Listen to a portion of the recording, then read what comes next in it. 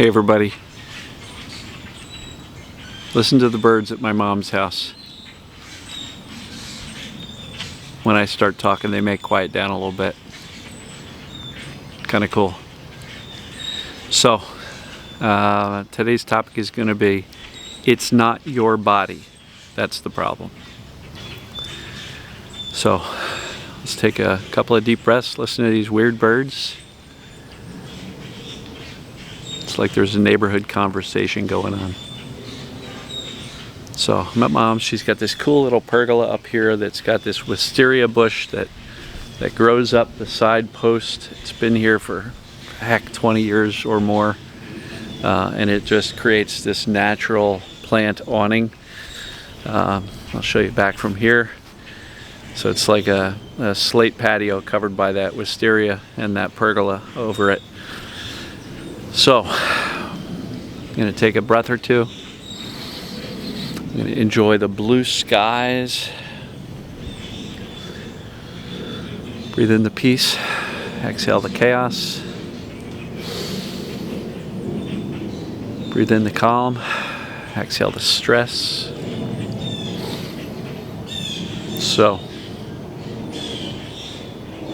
when I say it's not your body, what I'm referring to is how many people, on my Facebook, channels, my YouTube, even in other TMS groups, people say, yeah, I'm trying to remain calm, but my body's not cooperating.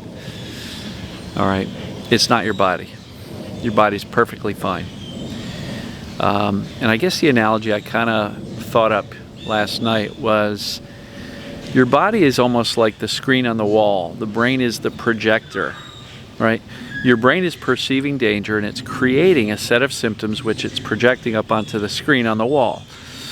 So your mind is creating the pain or the symptoms as a result of perceiving danger. It's being reflected or shown in the body, but your body's fine. Just like the screen doesn't do anything. It has no story, it has nothing, right? So, your body's not the problem. TMS by definition means your body's okay. It just means that your brain is creating the symptoms. And in all the years that I've been dealing with and studying this stuff and teaching this stuff, it's become very, very clear to me that danger signals are what turns pain on or up. And it's our job, it's our responsibility to retrain the brain, to teach the brain that there is in fact no danger. Now for many, the symptoms themselves can be the danger, right? The fear of the symptoms, the hyper focus on the symptoms, the management of them, the attempt to escape the symptoms. And so I get how much of a struggle this is. But at a certain point in time, the people who get better are the ones that actually realize, holy crap, the brain's in charge, and it's my job to fix the thinking and the belief system and the knowledge so I can dial down the fear, because when we dial down the fear, guess what? The brain's not seeing us respond as if something dangerous is going on. It's truly a brain game that we're playing here, right? There's nothing we need to do with the body. And I don't know if you remember, but my pictures where I was all jacked up, crooked, my neck tilted, my spine curved, my hips out of alignment, I was pretty jacked up. And for a long time, that confused me.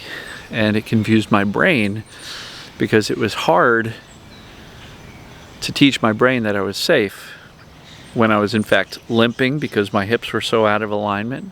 Felt like one leg was longer than the other. It wasn't. It's just that the hips were out of alignment, which gives you that impression.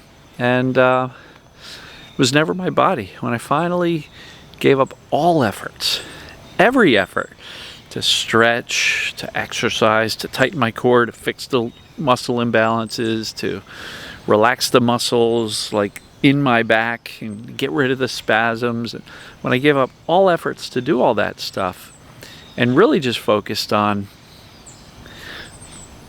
I'm going to live my life whether I have symptoms or not, That's when I somehow accidentally stumbled onto indifference for myself. You know, I had the clarity. I knew about TMS for 12 years, for Pete's sake. I knew about TMS, but that wasn't enough. I still was too hyper-focused on the pain, avoiding it by avoiding activities, laying on the floor to try to gain some comfort and all that stuff. Now, I'm not saying we want to torture ourselves and go through, you know, a whole bunch of bad stuff. But it's, you know, it's a matter of teaching the brain, and the best way to teach the brain is leading by example, by actually responding to the symptoms and pains with knowledge that, okay, the symptoms are there, the smoke alarm in the school is going off, but there's no fire, it's a false alarm.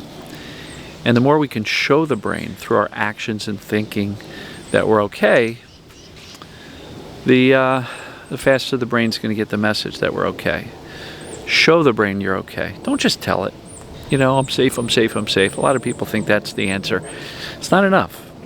We want to show the brain we're safe by how we respond to it, to the symptoms. So really, again, to the core of the topic here, your body's not doing anything, right?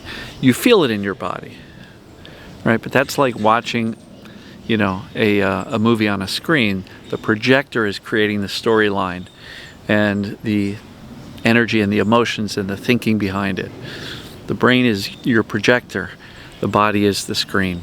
So please do not walk around saying, my body's not cooperating, my body's not getting the message. Your body doesn't need to get the message.